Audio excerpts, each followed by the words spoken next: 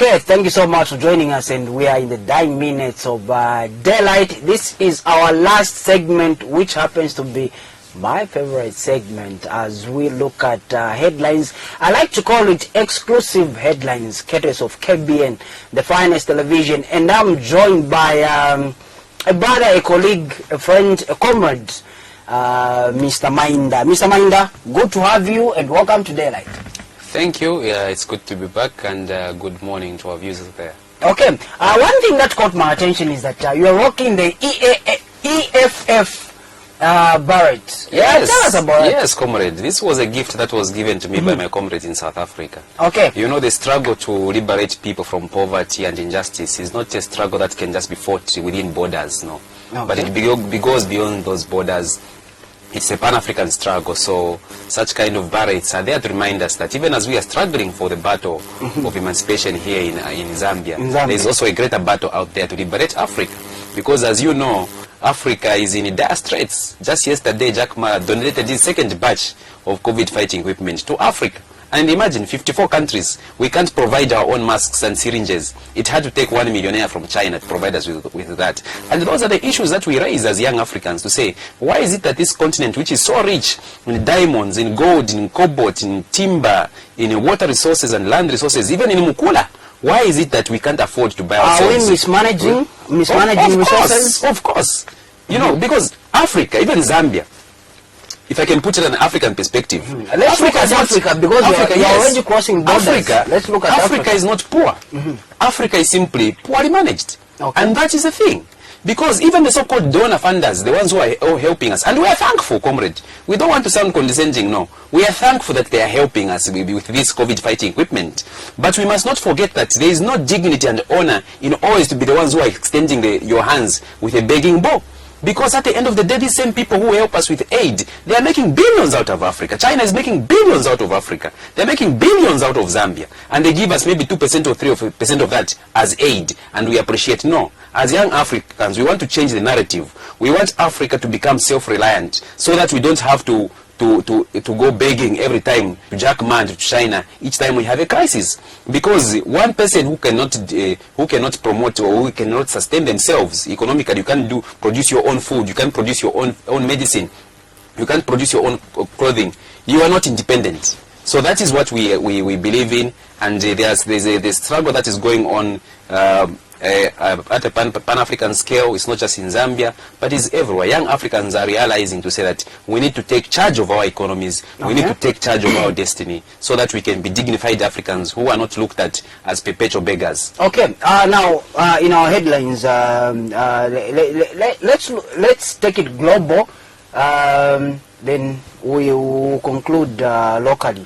Now on a global scale, Boris Johnson has been admitted into the intensive care unit where he's being nursed for COVID-19, and Dominic Raab will be taking over as UK Prime Minister now that the Prime Minister himself is incapacitated. Your view towards that sad development? It is a sad development indeed, and you know, it reminds me of the issues we are facing here back home. You see, we have not raised the important issues, such as what is the capacity of the Zambian health system, if at all we even have a healthcare system. What is the capacity of the Zambian healthcare system to be able to fight against COVID crisis if maybe we had 100 people infected or 1,000 people infected? How able are we to manage? We are thankful to the Minister of Health. We still have issues with him with corruption, but we have been told not to speak about it. But at the back of our minds, we still know that Chitufu has got issues with corruption. We're not forgetting that. But we are thankful that he's continued to give us news updates about the recoveries and all that. We'll be coming to that. But I want to Boris Johnson. Yes, on Boris Johnson. It is sad that when we have our leaders contracting certain diseases, but it should remind the leaders, especially Africans. You see, Boris Johnson is being treated in his home country. Now imagine if it was Edgar Lungu who had COVID-19. Would he be treated at UTH? He would be flying to Morningside in South Africa or to India. That is why I'm talking about the capacity of the healthcare system to be able to manage itself. So I'm sure he's going to recover. He's not the first high-profile person in the UK to get it. Prince Charles had it. I'm sure he's recovered by now. So They've got a very good healthcare system there, the National Health, what do they call it, the NHS, National Health Service, which is free, by the way, for everyone. Free treatment for everyone. That's the NHS you have here. Here, it is pay for all. At UTH, you even have low cost and high cost. You can't get medical attention for free here. So that is why we need also to take up best practice in terms of health, so that we have a health system which is very strong. So far, I'm still disappointed with Health Minister Chief Achitawe, because he has not told us how much money is being spent on the COVID and the equipment which he has received. Because we want issues of accountability so that our health system is not compromised. We are coming to that. Yes. We are still on the international front. Yes. Okay. We come back to Africa. Nigeria has rejected Chinese doctors to help in the COVID-19 pandemic, saying we have our own doctors here, and this is this is a local situation, and China is one of those countries. In fact, it's a country where coronavirus started from, Wuhan city in China. So the Nigerians are saying no, we don't want Chinese doctors. Your view? I suspect our Nigerian brothers think that the doctors from China will perhaps come with more coronavirus. I suspect so. Okay. I haven't had a glimpse of that story. Okay. But I'll tell you that the position of the Nigerians to reject Chinese doctors, I think it is well thought out. Okay. Because how long, I'm just talking about Jack Ma, who's been donating COVID kits to Africa. How long are we going to look for the outside to always save us? It should serve as a lesson. If you are going to import doctors, how can you help your health system? So if the Nigerians have got the capacity to fight COVID crisis, they've got the health system intact, they've got the equipment intact, I think they should not be asking for charity. If people are going to offer them charity to give them doctors, which they haven't asked for, I think it is in order for them to reject such help. And by the way, you know that China has got always this policy of giving with one hand and taking with another. So many people are still suspicious of China's involvement in this COVID crisis. And the number one person who is suspecting China to be the author of this virus is Donald Trump himself. So I'm sure the Nigerians have, for good reasons, I haven't studied that statement myself, but if I were in a position of the Nigerians and I have my house in order in terms of healthcare system, I wouldn't want Chinese to come. For what? Okay. Closer to home, we have Botswana. Botswana has reported 3 new cases of COVID-19. These are people that came into contact with people that were already infected. They had traveled to Thailand. So it's closer to home now. 3 new cases in Botswana. Your view? I'm sure the Swanas can handle it. They've got one of the best healthcare systems, unlike us in Zambia. So I don't think there's need to worry. By the way, I don't know if they've opened their borders by now. But last time I checked, they shut off their borders. They didn't want anybody going in and causing more infections. So they have taken precautions, they have taken measures, and I think the Swanas are well able to handle the COVID crisis. Okay. Here in Zambia, 4 days now, we haven't had any new laboratory confirmed cases of COVID-19, and today we await the Minister of Health's update on COVID-19, but so far so good. The cases remain the same and people are being discharged. 2 people were discharged yesterday. Your view, it being that you're a critic towards COVID-19 in Zambia, but we haven't reported any cases. It's a good thing. It's a good thing that we have no new cases. Awesome. But I'll still come back to issues of the preparedness of the Zambian health system. The Zambian health system, Comrade Apero, leaves much to be desired. Look, we are told that UTH only has 12 ventilators. Since the coronavirus began up to now, they still have 12 ventilators.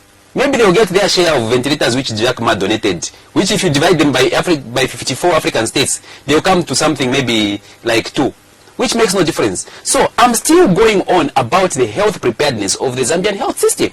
What is the capacity? Dr. Chirufia is just giving us numbers, which is okay. He's giving us numbers of infections, people who have been cured. He's giving us those numbers. Even you as a journalist, you can do that. Those are figures which were supposed to be given by his press aide in the Ministry of Health. What we need is technical information on the health preparedness of this country. Dr. Chirufia is supposed to be telling us to say so many centers have been established in each province or each district to combat this. But we haven't heard that. And we haven't even heard how much money has come in from donors. to fight the COVID-19 crisis? Why is he not telling us? I was asking somebody to say how much money has been given to the Ministry of Health, either by the Zambian government or cooperating partners. They say, no, Dr. Chilufya can't have such information because he's not a controlling officer. No. We need accountability and transparency, because going down the line, Comrade Tapero, you are going to hear maybe 2 months after the COVID crisis to say we spent $1 billion, which was diverted maybe from, what do you call it, RDF or Road Development Agency, or this road tollgate company. I don't know what they call it. They will tell you to say all the money that was made by tollgates has gone to COVID. We don't want such issues. That's why we want transparency. They should tell us how much money is coming in, where it is coming from, and how it is being used. Because if this COVID crisis, and I'm disappointed that the government, this Minister of Finance, Dr. Wadangandu, he should have been on top of things together with Chilufya, because this is not just a health crisis. It's not just about people getting sick and getting cured or dying. It's also about the measures which are affecting people. Look, bars have been closed for the past 2 weeks now. How do you expect that barman who works there to feed his family? That has been done as one of the preventive measures. Yes, and it is right. But what are the mitigating measures to ensure to say that the person who you have sent from the bars and from the restaurant, and even churches have to be compensated, Comrade Tapero, because churches contribute to the social well-being of this country. They are the ones who give food in prisons. But people are meeting online. People are meeting online, and they're remitting their tithes and offerings. Yes, they can be doing that. But my concern, what about the charity and outreach works which the churches do, helping abana banchushi, abana banshiwa, the vulnerable in society? Who is going to help those people now? Because churches now are on recess. So there is an economic cost to the COVID crisis. There is an economic cost, and President Hakainde Hichilema has on several put forward measures, economic measures, to ensure to say that people who are staying at home or people who have been forced to stop their business are taken care of. They have to be taken care of, because if you don't take care of them, those people who are maids, those people who run businesses and bars, those people who earn a living from church, they are going to suffer, and you're going to see a spike in the rate of crime. And Zambia right now, by the way, as we have been concentrating on this COVID crisis, did you know that the kwacha is now hitting 20 kwacha per dollar? Where? That is an economic crisis. That is an economic crisis. Zambia has been in an economic crisis before COVID. We're in an economic crisis now. And we are going to be in a worse economic crisis after this, because people have turned out their minds from the economy. Moving on, in the interest of time, yes, in the interest of time, I still want to make this point on Dr. Chilufya. Okay. Dr. Chilufya must ensure to say that his house is in order in the Ministry of Health there. We don't want to hear any scandals of equipment missing or surgical gloves missing, because the life of the Zambian people is at stake, and we're counting on him to be honorable this time.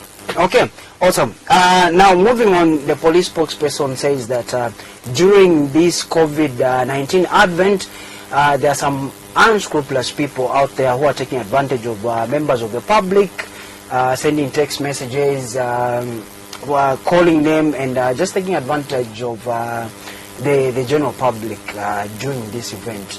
Your view on that statement? I've just been talking to you about the social and economic costs. Look, many people schools have closed, colleges have closed. Many people are forced to go home. Many businesses have had to be closed. People have no way to earn income. Government is not compensating them. So does that give the guarantee to commit a crime? That is not a reason to commit crime. Solicit money through. That is not a reason. There's no reason for anyone to commit a crime. But if there is poverty, as we are seeing now, because Zambia is poor already, even without COVID, we are poor already. But if you are going to send more people home from the street hustle, you're telling them stop hustling on the street, you're causing COVID, or close your bars and just go and sit at home, you have more people now thinking about crime. And that is why our president, Hakainde Hichilema, has been on several fora calling for the government to put in economic measures so that people who are staying at home in the interest of COVID crisis, those people are not rendered destitute or rendered to become criminals. Crime is a function of poor economics and poverty. And that is what the UPND is against. Unemployment. If we fight unemployment, if we are going to ensure to say that people who are staying at home are taken care of, like the United States and the UK has done, even little Rwanda and Kenya are doing it, why not in Zambia? If there is no money, the question is, where has the PF government taken the money which should be invested in the COVID crisis? Okay, that was Mr. Mainda on headlines exclusive, like we'd like to call it. I wanted to give you 60 seconds to wind up, but you've already eaten into those 60 seconds. You can give me 15 seconds. Okay, 15 seconds. 15 to wind up. And I want to tell the Zambian people out there, fellow Zambians, even as we are going through this COVID crisis, I want to appeal to you. Keep your mind on the need for us to ensure to say that next year we change the government. We reduce the cost of minimum, we create more jobs. Please go and register as a voter. Vote for Haka in the Ichilema. Vote UPND. Vote for change. Okay, so viewers, you've heard that. I didn't expect the last part. But you know how politicians are.